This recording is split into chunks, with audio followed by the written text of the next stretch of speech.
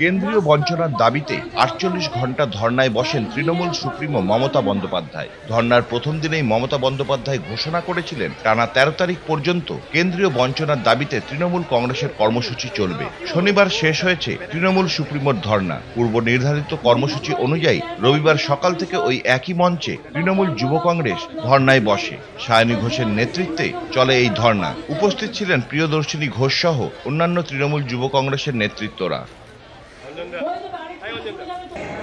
তাদের একমাত্র উদ্দেশ্য হয় যে আমার যে সাংসদ হবে সে দিল্লিতে যাবে, সে বেঞ্চ স্ট্রেংথ বাড়াবে, সে পার্লামেন্টে আমার দাবি দাওয়া নিয়ে কথা বলবে এবং আমার কনস্টিটুয়েন্সি, আমার এলাকা, আমার যা যা দরকার তারা গিয়ে কেন্দ্রীয় সরকারের সামনে সেটা রাখবে, কারণ তার অ্যাক্সেস আছে।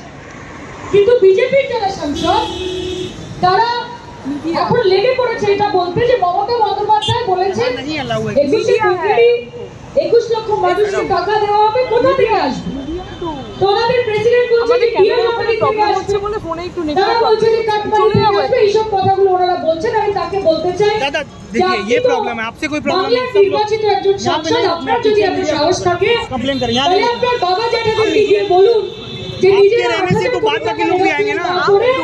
20,000 কোটি টাকা সেন্ট্রাল ভিস্তা না বানিয়ে 10 লাখ টাকা সুদপুট না পড়ে 1.5 লক্ষ টাকা বুক পকেটে পেন না রেখে বাংলার মানুষের ন্যায্য দাবিগুলো দিয়ে দিন। কারণ আপনাদের কাজ হচ্ছে মানুষের সেবায় নিয়োজিত থাকা। আপনাদের মুখগুলো এমনিতেও এত সুন্দর না যে শুধু মুখ থেকে ভোট দিয়ে দেন। সুন্দর হলে তাও আমরা ভাবতে পারতাম একদম যে আরে মুখটা সুন্দর দিয়ে একটা ভোট দিই, কিন্তু সেইভাবে তো ভোট হয় না। আর ভোট যদি হতো তাও আপনারা পেতেন না। তাই আপনাদেরকে আমাদের অনুরোধ, আগামী দিনে যতটুকু দায়িত্ব 2 মাস 3 মাস আপনাদের বাকি আছে, যদি পারেন বাংলার মানুষের হয়ে রাস্তায় নামুন, তাদের আন্দোলনের সঙ্গে সামিল হন।